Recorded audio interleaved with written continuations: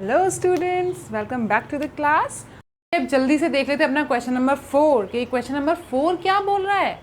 Oh my God, अब आप देखकर बोलेंगे ये क्या है।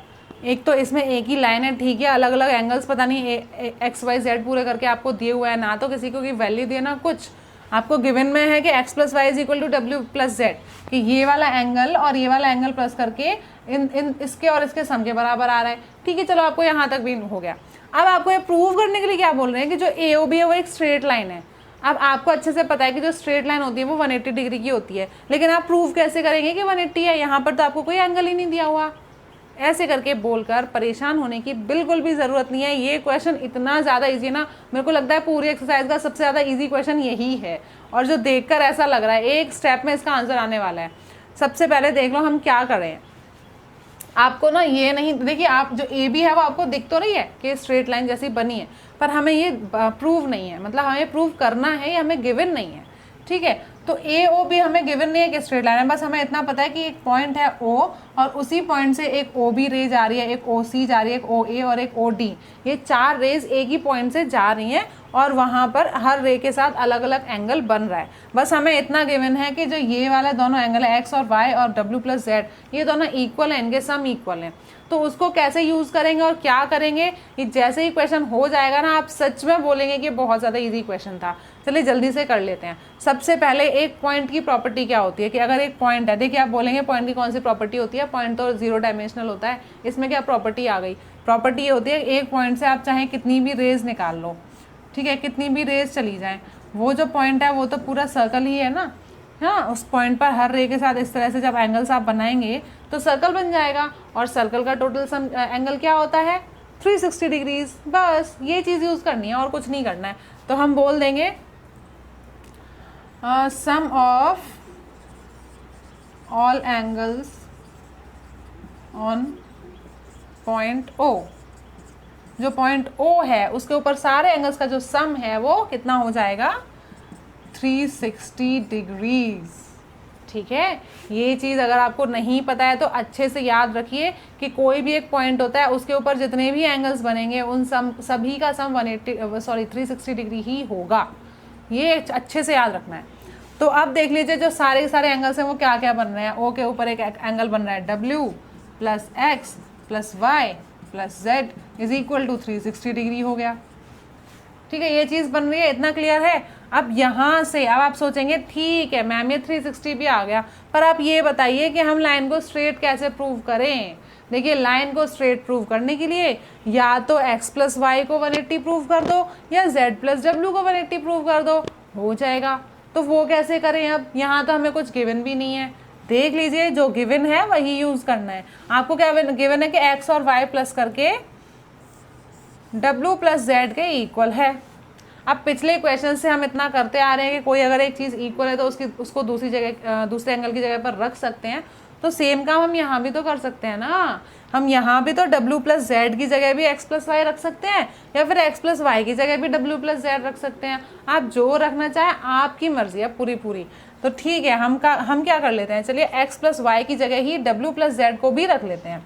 तो ये W तो यहाँ पर है ही, इस x प्लस वाई की जगह भी W प्लस जेड बन गया, और ये वाला z पहले से लिखा ही है, ये हो गया 360 डिग्री।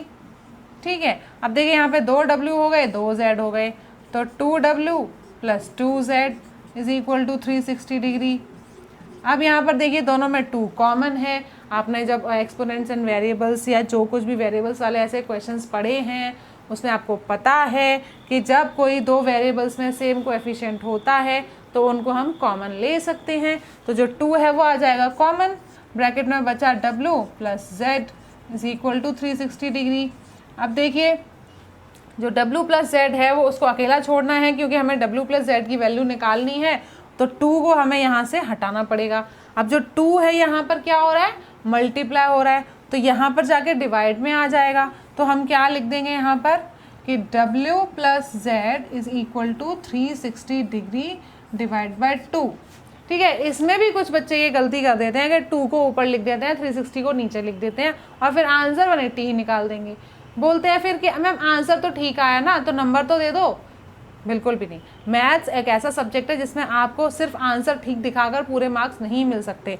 मैथ्स में स्टेप्स की भी मार्किंग होती है, स्टेप्स भी देखे जाते हैं कि वो ठीक है या नहीं। कभी कभी आपके साथ ऐसा भी होता है ना कि आपको कोई क्वेश्चन पूरी तरह से नहीं आता था, थोड़ा सा करके आ गए, उसमें भी मार्क्स मिल जाते हैं अगर आपने स्टेप्स ठीक किए होते हैं, है ना। तो स्टेप्स ठीक होना बहुत ज़रूरी होता है। ये ऐसा तो नहीं है ना कि इसमें कुछ आपने आंसर याद किया हुआ है लिख दिया, ये तो आपको सॉल्व करके निकालना होता है। जब आपने स्टेप्स ही गलत किए थे तो सोल्यूशन कहाँ से ठीक आ गया, ये चीज़ हो जाती है मैथ्स में। इसलिए स्टेप्स का ध्यान रखना बहुत ज़रूरी है। तो जो 2 इस साइड आएगा तो वो नीचे ही आएगा, क्योंकि 360 तो पहले से अपनी जगह में है। तो अब 2 से 360 को डिवाइड कर दो, देखो क्या आ गया ना 180 डिग्री। अब अगर किसी भी कोई भी दो एंगल्स को प्लस करके 180 आता है और वो जब क्या है, एडजेसेंट एंगल्स हैं, देख लीजिए एंगल W और एंगल Z जो है वो एडजेसेंट एंगल्स हैं। आपकी बुक में ऐसे प्रॉपर्टी भी लिखी हुई है कि अगर कोई भी दो एंगल्स हैं जो एडजेसेंट हैं और उनको सम करके 180 आता है तो वो स्ट्रेट लाइन फॉर्म करेगी। वो जो लाइन होगी, जो उसकी अनकॉमन रेज होंगी OA और OB, वो स्ट्रेट लाइन ही फॉर्म करेंगे। तो हम ये चीज़ यहाँ पर यूज़ करके लिख सकते हैं कि if sum of two adjacent angles is 180 degree, then the uncommon rays will form a straight line। ठीक है, ये चीज़ हमने बता दी। राइटिंग थोड़ी मेरी टेढ़ी मेढ़ी हो गई क्योंकि बोर्ड थोड़ा दूर पड़ रहा है, पर आपको समझ में आ गया ना, मैंने बोल के भी बताया कि क्या करना था। तो क्योंकि अगर कोई भी दो एडजेसेंट एंगल्स का सम 180 डिग्री आ जाता है, देखिए W और Z जो है वो एडजेसेंट एंगल्स हैं, तो अगर कोई भी दो एडजेसेंट एंगल्स का सम 180 डिग्री आ गया तो उनकी जो अनकॉमन रेज है, देखिए OD जो है वो तो कॉमन है, तो उसके अलावा जो बची वो अनकॉमन हुई, OA और OB जो हो गई वो कॉमन रेज हो गई, सॉरी अनकॉमन रेज हो गई। तो जो OA और OB जो अनकॉमन रेज हैं, फिर वो क्या बना लेंगी, वो एक स्ट्रेट लाइन फॉर्म कर लेंगी। तो हम बोल देंगे hence AOB is a straight line.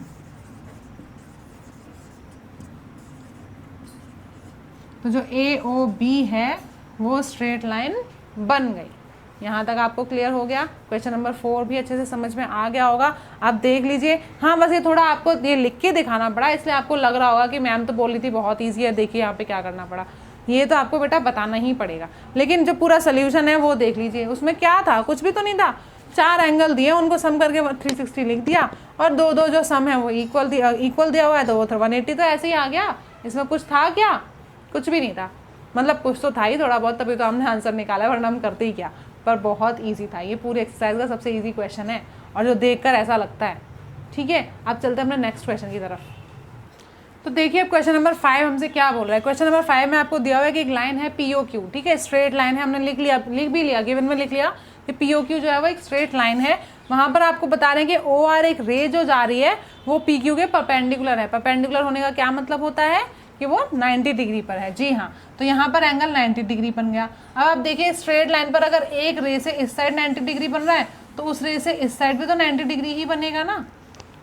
ठीक है, लेकिन आपको प्रूव क्या करना है। अब ये प्रूव आपको थोड़ा अजीब सा लग रहा होगा कि अभी तक जो क्वेश्चंस थे वो भी चलो ठीक थे, हमने समझ लिए, बहुत इजी लगे। अब ये कैसे प्रूव करें, ये क्या है, एंगल ROS। कहाँ है एंगल ROS, ये रहा एंगल ROS। और इसके इक्वल में क्या बताना है कि जो QOS है, यानी कि QOS मतलब ये वाला एंगल में से अगर इस वाले एंगल को माइनस करें तो उस वाले एंगल का हाफ हो जाएगा।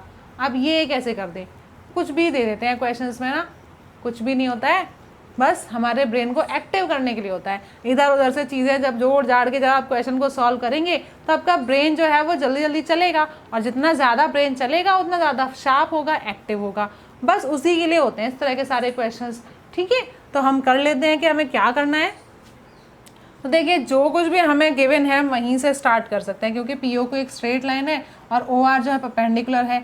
तो ये तो दो एंगल्स बन रहे हैं ना, ये वाले दो एंगल्स, इनका सम हम लिख लेते हैं, क्योंकि ये वाला 90 है तो इन दोनों का सम भी 90 डिग्री होगा, वो हम लिख लेते हैं। अब आप ये सोचेंगे इनका सम हम क्यों लिख रहे हैं, तो इनका सम हम इसलिए लिख रहे हैं क्योंकि हमें यहाँ से देखिए ROS जो है वो वाला एंगल मिल जाएगा, और एक जो POS है वो भी मिल जाएगा। देखिए जब भी हमें कुछ स्टार्ट करना होता है तो हम ये देख के स्टार्ट करते हैं कि हमें जो टू प्रूव है उसमें से वो चीज़ें लेकर चलनी है, ठीक है। जो चीज़ लानी है, जो प्रूव करनी है, उसको ही देखकर हमें अपना सोल्यूशन आगे स्टार्ट करना होता है, और जो चीज़ दी हुई होती है उसको यूज़ करते हुए चलते हैं। अब यहाँ पर हम लिख लेते हैं कि जो एंगल POS है और एंगल ROS है उनको सम करके भी 90 डिग्री आएगा, क्योंकि जो OR है वो PQ के ऊपर परपेंडिकुलर है। तो ये चीज़ हम लिख लेते हैं, angle ROS plus angle POS is equal to 90 degree. क्यों? क्योंकि जो OR है वो PQ के ऊपर परपेंडिकुलर है। देखिए रीज़न तो आपको हर जगह देना ही है, तो ये रीज़न हमने यहाँ दे दिया, ठीक है। अब हम क्या करते हैं ना, क्योंकि हमारे देखिए टू प्रूफ में ROS एक सिंगल साइड में अकेला लिखा हुआ है, तो यहाँ पर भी हमें ऐसा ही कर लेते हैं, क्योंकि टू प्रूफ जैसी चीज़ हमें लेकर आनी है तो वो थोड़ा बहुत करना पड़ेगा। तो एंगल ROS को हमें यहाँ छोड़ दिया, और जो एंगल POS है वो इस साइड आ जाएगा, तो ये हो जाएगा 90 डिग्री माइनस एंगल POS। ये हो गई आपकी फर्स्ट इक्वेशन, ठीक है, ये चीज़ हो गई। अब हम देख लेते हैं दूसरी चीज़ की तरफ। देखिए जो ROS और POS है वो हमें यहाँ से मिल गए, लेकिन एक QOS है जो अभी बचा है। इस QOS में क्या है, QOS यानी कि ये वाला जो बड़ा वाला एंगल है ये बन रहा है इससे। इस बड़े वाले एंगल में देखिए दो एंगल्स हैं, एक एंगल ROS है और एक एंगल ROQ है, तो इन्हें भी जल्दी से लिख लेते हैं। तो हम लिख लेते हैं कि angle ROS plus angle ROQ is equal to angle QOS, ठीक है। जो एंगल QOS है वो कैसे आएगा, एंगल ROS और एंगल ROQ को ऐड करके आएगा, ठीक है। अब जो ROS एंगल है वो तो हमारे यहाँ टू प्रूफ में है ही, और एंगल ROQ की वैल्यू आपको पहले से पता है क्या होगी इसकी वैल्यू, क्योंकि जो OR है वो PQ के परपेंडिकुलर है, यानी कि वो 90 डिग्री पर डिवाइड कर रहा है, उसको इंटरसेक्ट कर रहा है। इसका सीधा सीधा ये मतलब है कि एंगल 90 डिग्री हो गया, है ना। ये एंगल सिंगल लिखा हुआ है, जैसे इधर का पूरा 90 था तो वो भी पूरा 90 है। अब वो पूरा 90 है तो इसकी जगह हम 90 ले सकते हैं। तो angle ROS is equal to angle QOS minus 90 degree हम लिख सकते हैं, और यहाँ पर भी बता देंगे कि OR is perpendicular to PQ, so angle ROQ is equal to 90 degree. ये आपने यहाँ पर रीजन में दे दिया कि जो एंगल ROQ है वो 90 डिग्री के इक्वल क्यों हो गया, क्योंकि ये परपेंडिकुलर है, इसलिए हमने सीधा ROQ की जगह यहाँ पर 90 डिग्री ही लिख लिया। और ये हो गई हमारी सेकंड इक्वेशन। देखिए सेकंड इक्वेशन और फर्स्ट इक्वेशन में क्या आपको कॉमन दिख रहा है, यहाँ पर भी ROS है, यहाँ भी ROS है, यहाँ पर 90 माइनस POS है, यहाँ पर QOS माइनस 90 है। अब देखिए इन दोनों इक्वेशन में एक एक जगह में ROS है, और जो आपका टू प्रूफ है वहाँ पर भी ROS है, लेकिन आप देखेंगे यहाँ तो कोई 90 नहीं दिख रहा है, यहाँ पर तो हाफ और लिखा हुआ है। ये कैसे आएगा, ये ऐसे आएगा कि कैसे आएगा वो हम करके देख लेते हैं ना, बताऊँ क्यों मैं फिर। चलिए इक्वेशन फर्स्ट और सेकंड को ऐड कर लेते हैं। तो हम यहाँ लिख देंगे एडिंग फर्स्ट एंड सेकंड।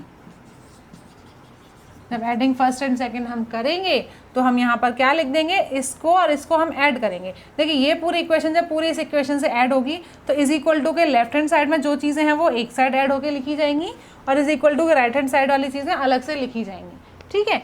ऐसे करना है, इसको और इसको ऐड करते हैं। इक्वेशन जब भी कोई दो ऐड करते हैं तो इसी तरह से करते हैं। लेफ्ट हैंड साइड में क्या है, यहाँ पर भी ROS है, यहाँ भी ROS है, तो हम यहाँ पर दो बार ROS लिख लेंगे। Angle ROS plus angle ROS is equal to, देखिए अभी वाला इज इक्वल टू यहाँ लग गया।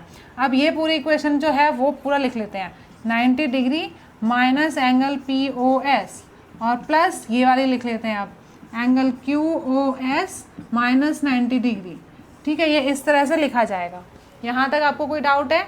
नहीं होगा, बिल्कुल भी डाउट नहीं है। ये देखिए दोनों प्लस हो गए, यहाँ पर लिख लिए, ये जो था वो ये लिख लिया, ये जो था वो ये लिख लिया, और अब इन दोनों को, अब हम इन सबको ऐड करेंगे। देखिए यहाँ पर एंगल ROS और एंगल ROS दोनों के दोनों एक ही चीज़ है, दोनों एक ही एंगल है, यानी कि प्लस करके हम क्या लिख देंगे, 2 एंगल ROS लिख सकते हैं ना ऐसे। तो हम यहाँ पर लिख लेते हैं इसको, यहाँ पे हम लिख लेते हैं 2 angle ROS is equal to, अब देखिए यहाँ पर ये है 90 डिग्री और ये है 90 डिग्री, लेकिन इन दोनों में क्या है डिफरेंस, ये 90 पॉजिटिव है, ये 90 नेगेटिव है। देखिए अब ये मत देखना कि इस 90 के पीछे माइनस का साइन लगा है तो ये भी नेगेटिव है, नहीं नहीं, ये माइनस साइन इसका नहीं है, ये माइनस साइन एंगल POS का है। समझ के बात, 90 का साइन है पॉजिटिव, उसके आगे अगर कोई साइन नहीं लगा है मतलब वो +90 है, ये +90 और ये -90, तो 90 - 90 0, यानी कि इस 90 से तो ये 90 हो गया कैंसिल। बचा क्या, एंगल QOS जो पॉजिटिव है और एंगल POS जो नेगेटिव है। तो हम क्या कर लेते हैं, पॉजिटिव को आगे लिख लेते हैं और नेगेटिव को पीछे लिख लेते हैं। देखिए जब इस तरह से आप आगे पीछे इनको लिखेंगे तो बिल्कुल ऐसा आने लग जाएगा, QOS - POS हो जाएगा ना। QOS को हम लिख लेते हैं आगे, angle QOS minus angle POS। अब यहाँ पर देखिए लगभग सब कुछ सेम आ गया, बस एक अंतर ये है कि यहाँ पर 2 है और इसमें इधर हाफ है, तो वो कैसे होगा। देखिए अगर कोई भी नंबर इस साइड मल्टीप्लाई हो रहा है तो वहाँ तो डिवाइड में ही जाना है, अगर डिवाइड में जाना है तो यहाँ पर अगर 2 है तो उधर हो जाएगा 1/2, यानी कि डिनोमिनेटर में आ जाएगा। तो हम इसे ऐसे लिख सकते हैं ना, angle ROS is equal to half angle QOS minus angle POS। तो देखिए ये आपका प्रूव हो गया, जो आपसे 2 प्रूफ में लिखकर बोला था कि हमें प्रूव करके दिखाओ, आपने प्रूव करके दिखा दिया। सिंपल है ना। जी हाँ, मेरे को पता है मेरे सारे समझदार स्टूडेंट्स को अच्छे से समझ में आ गया। फिर भी अगर आपको कोई डाउट है तो कमेंट सेक्शन हमेशा आपके लिए ओपन है, आप कभी भी कमेंट करके मुझे बता सकते हैं कि आपको क्या समझ नहीं आया, मैं आपको फिर से समझा दूंगी। और पहली बात तो ये कि आपको कम से कम अगर एक बार में समझ में नहीं आया तो दूसरी तीसरी बार भी इसको देखकर समझिए। और सबसे बड़ी इंपॉर्टेंट चीज़ ये कि अपने आप करने की कोशिश करिए, अपने आप करने की कोशिश करेंगे तो कभी भी आपको फिर दोबारा किसी से भी पूछना ही नहीं पड़ेगा, अपने आप ही कर सकते हैं। ठीक है, अब हम चलते हैं अपने नेक्स्ट क्वेश्चन और last question of the exercise, question number 6। ये क्या बोल रहा है इसमें देख लेते हैं। इस क्वेश्चन में एक आपने चीज़ देखी होगी, पूरे एक्सरसाइज के हर क्वेश्चन का एक फिगर गिवन है, पर क्वेश्चन नंबर 6 का ही कोई फिगर गिवन नहीं है। वो जो क्वेश्चन नंबर 6 के आगे जो फिगर बना है वो यही फिगर था जो क्वेश्चन 5 का था। ठीक है, 6 का फिगर नहीं है, वो हमें बनाना है। हम देखते हैं हमें क्या करना है। क्वेश्चन नंबर 6 में क्या बोल रहा है कि आपको एक एंगल गिवन है XYZ, ये एक एंगल आपको गिवन है 64 डिग्री बस, और उसके बाद आपसे बोल रहे हैं कि जो XY है उसको प्रोड्यूस किया P पॉइंट तक, तो XY को और आगे बढ़ाया P पॉइंट तक। ठीक है, तो X और Y इस तरह से आ रहा है, तो इसी साइड में हम जाएंगे पॉइंट P के लिए। ठीक है, ये पॉइंट P हो गया आपका, मान लिया। आप क्या बोल रहे हैं, ये बोल रहे हैं कि आपको एक रे है YQ का मतलब क्या है, जो रे है वो Y से स्टार्ट होगी, Q की तरफ जाएगी, और किस तरह से जाएगी कि जो एंगल ZYP है उसको बाइसेक्ट करेगी। बाइसेक्ट करने का मतलब 2 इक्वल एंगल्स में डिवाइड कर देगी। तो वो रे जो है वो इस तरह से जानी है कि ये वाला एंगल और ये वाला एंगल जो है वो इक्वल हो जाए, ये YQ है। ठीक है, ये पॉइंट Y है, इसको यहाँ लिख लेते हैं। तो ये एंगल और ये एंगल इक्वल होगा, ये हमें गिवन हो गया ना, क्योंकि इन्होंने बोला कि रे इस तरह से जाएगी कि इन दोनों का एंगल्स को इक्वल बनाएगी। ठीक है, बनाने में शायद मेरे 2 एंगल्स थोड़े इक्वल आपको ना लग रहे हों, लेकिन वो एंगल्स इक्वल हैं, ये हमें गिवन है। और आपका जो एंगल 64 डिग्री है ये आपको गिवन है। आप बताइए कि आप कैसे इसको निकालेंगे। आपको करना क्या है, आपको फाइंड करना है एंगल XYQ। एंगल XYQ, एक तो ये वाला एंगल आपको फाइंड आउट करना है, और एंगल QYP का रिफ्लेक्स एंगल बताना है। एंगल QYP का रिफ्लेक्स, यानी कि QYP तो इतना है और इसका रिफ्लेक्स कितना हुआ, जो पूरा बाहर वाला हुआ। इतने एंगल को छोड़कर जितना भी एंगल होगा, यानी कि रिफ्लेक्स एंगल निकालने के लिए हम क्या करते हैं, आपको पता है ना रिफ्लेक्स एंगल क्या होता है, जो 180 से ज़्यादा होता है 360 से कम होता है, इसलिए उसे 360 से माइनस कर देंगे इतने एंगल को, तो उसका रिफ्लेक्स एंगल हमें पता चल जाएगा। तो सबसे पहले उसके लिए हमें क्या करना पड़ेगा, सबसे पहले हम यही वाला एंगल निकाल लेते हैं, और इसे कैसे निकालेंगे ये देख लेते हैं। देखिए आपको दिख रहा है कि जो XY है वो एक लाइन थी, मतलब रे थी, और उसको पीछे प्रोड्यूस किया गया P तक। तो किसी भी रे को जब प्रोड्यूस करेंगे P तक पीछे की साइड में, तो वो भी स्ट्रेट लाइन ही आएगी, यानी कि जो PYX है वो क्या हो जाएगी, स्ट्रेट लाइन हो जाएगी। तो हम यहाँ पर लिख लेते हैं कि हमें गिवन है कि जो PYX है इज अ लाइन। ठीक है, ये एक लाइन है, ओके। और एंगल XYZ जो हमें दिया हुआ है वो दिया हुआ है 64 डिग्रीज। अब हमें क्या करना है, टू फाइंड। देखिए ये क्वेश्चन भी बहुत इजी है, बस क्योंकि इसमें फिगर नहीं था तो फिगर बनाने में थोड़ी मेहनत करनी पड़ेगी, थोड़ा दिमाग लगाना पड़ेगा। ठीक है, जो क्वेश्चंस में फिगर नहीं होता है उनका फिगर जब बच्चे खुद बनाते हैं अपने क्वेश्चन पेपर्स में, आंसर शीट्स में, तो उनके भी अलग से मार्क्स होते हैं फिगर के। तो अगर कभी ऐसा हो कि पेपर में आप गए और आपको क्वेश्चन अच्छे से सॉल्व करना तो नहीं आ रहा है, पर आपको ये पता है कि इसका फिगर कैसे बनेगा, तो आप फिगर बना दो, गिवन लिख दो, टू प्रूव लिख दो, तब भी आपको कुछ मार्क्स ज़रूर मिल जाएंगे। ठीक है, तो कभी भी किसी क्वेश्चन को छोड़कर नहीं आना है ये सोच कर के हमें आता ही नहीं है। जितना आता है उतना करके आओ, उतने मार्क्स अगर बन रहे होंगे तो पक्का मिलेंगे। ठीक है, तो ये फिगर हमने बना लिया। हमें फाइंड क्या करना है कि एंगल ZYQ या XYQ फाइंड आउट करना है। हमें XYQ ये फाइंड आउट करना है, और दूसरा हमें करना है रिफ्लेक्स एंगल ऑफ QYP का मैंने एक सिंगल में लिख लिया, पूरा रिफ्लेक्स लिख सकते हैं। और ये एंगल हमें, दो एंगल्स हमें फाइंड आउट करने हैं। तो हम अपना सोल्यूशन स्टार्ट करेंगे कि हमें इसे कैसे करना है। हम जानते हैं कि ये पूरा जो है XYP एक स्ट्रेट लाइन है, तो इस स्ट्रेट लाइन में जितने भी एंगल्स बन रहे हैं वो क्या हो जाएंगे, उनका सम हो जाएगा 180 डिग्री। तो हम लिख लेते हैं since XYP is a line, angle PYQ plus angle ZYQ plus angle XYZ is equal to 180 degree हो जाएगा। ठीक है, अब देखिए जो एंगल PYQ और जो एंगल ZYQ है, ये वाला एंगल और ये वाला एंगल ये हमारे इक्वल हैं गिवन से। ठीक है, सॉरी मैं ये लिखना भूल गई कि जो YQ है, YQ बाइसेक्ट्स, ये भी आपको गिवन में लिखना है, YQ bisects angle ZYP, that means angle ZYQ is equal to angle PYQ। ये चीज़ आपको गिवन है।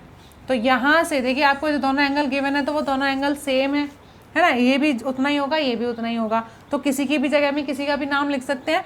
तो मैं ZYQ की जगह में PYQ का नाम लिख लेती हूँ। तो एंगल PYQ तो ये है ही, और ZY की जगह भी एंगल PYQ लिख लेंगे हम, और प्लस एंगल XYZ की जगह आप उसकी वैल्यू लिख सकते हैं। उसकी वैल्यू दी आपको 64 degrees is equal to 180 degree. ठीक है, तो अब angle PYQ plus angle PYQ का मतलब क्या हो गया, 2 एंगल PYQ।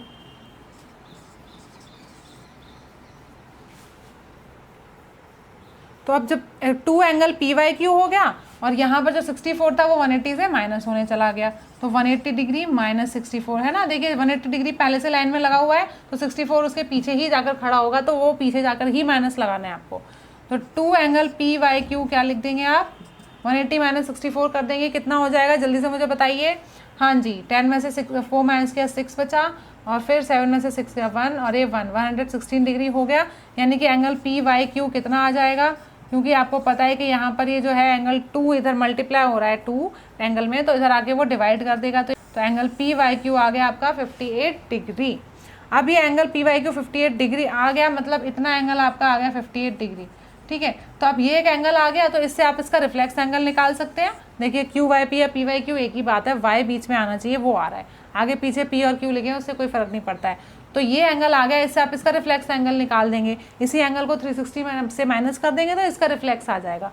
और XYQ कैसे निकालेंगे, XYQ में आपको निकालने के लिए देखिए XYQ में आपके 2 एंगल्स आ रहे हैं, एक ये एंगल और एक ये एंगल। ये एंगल 64 है, और ZYQ कितना है, ZYQ उतना ही है जितना PYQ है। तो PYQ जितना है उतना ही ZYQ भी है। तो हम यहाँ पर ये भी निकाल लेते हैं। चलिए, तो हम लिख देंगे कि एंगल जो आपको पहले निकालना है XYQ, उसका नाम लिख देते हैं, angle XYQ is equal to angle XYZ plus angle ZYQ, और दोनों की वैल्यूज आप लिख देंगे। XYZ है आपका 64 डिग्रीज प्लस ZYQ है आपका 58 डिग्रीज। अब एक बार प्लस करके क्या आएगा ये मुझे मेरे समझदार स्टूडेंट्स बताएंगे कमेंट करके।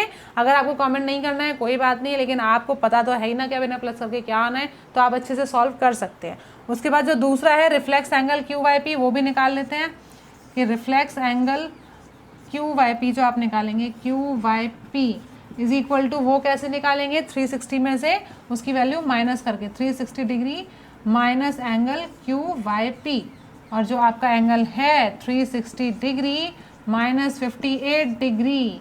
ये आंसर भी मेरे समझदार स्टूडेंट्स मुझे कमेंट करके ज़रूर बताएंगे कि इसका आंसर आपका क्या आया। देखिए मैंने आपको पूरा क्वेश्चन सॉल्व करके बता दिया। फिगर कैसे बनेगा, सबसे इंपॉर्टेंट तो किसी भी क्वेश्चन का फिगर ही होता है, क्योंकि फिगर देख देख कर ही हम ज्योमेट्री में सारे क्वेश्चन सॉल्व कर पाते हैं। अगर फिगर ही ठीक से नहीं बन पाएगा तो क्वेश्चन ही सॉल्व नहीं हो पाएगा। तो वो हमने कर लिया। उसके बाद हमें क्या दिया था, क्या प्रूव करना था, ये हमने लिख लिया, उसे कैसे करना था ये पूरा हमने कर लिया। बस बाद में लास्ट में जो है ऐड करके जो वैल्यू आनी है वो मुझे आपको बतानी है, सॉरी आपको मुझे बतानी है, और इनको माइनस करके क्या आएगा वो भी आपको मुझे बताना है। और वैसे भी देखिए आपके एनसीईआरटी बुक में पीछे आंसर शीट्स में तो आंसर लिखे ही होते हैं, पर उनको पहले ऐड या सब्ट्रैक्ट करके देखिए, फिर चेक करिए कि आपका आंसर ठीक आया या नहीं। ठीक है, और मुझे कमेंट करके बताइए कि इनको ऐड या सब्ट्रैक्ट करके क्या आएगा। ठीक है, तो ये एक्सरसाइज आपकी यहाँ पर कंप्लीट हो गई। अब हम नेक्स्ट क्लास में अपनी नेक्स्ट एक्सरसाइज 6.2 स्टार्ट करेंगे। तब तक इसको अच्छे से समझ लीजिए और अपना ध्यान रखिए। आजकल मौसम ऐसा चल रहा है कि बच्चे बहुत जल्दी बीमार पड़ रहे हैं, बहुत ज़्यादा वायरल चल रहा है, तो प्लीज़ अपना पूरा ध्यान रखिए। Okay, bye bye.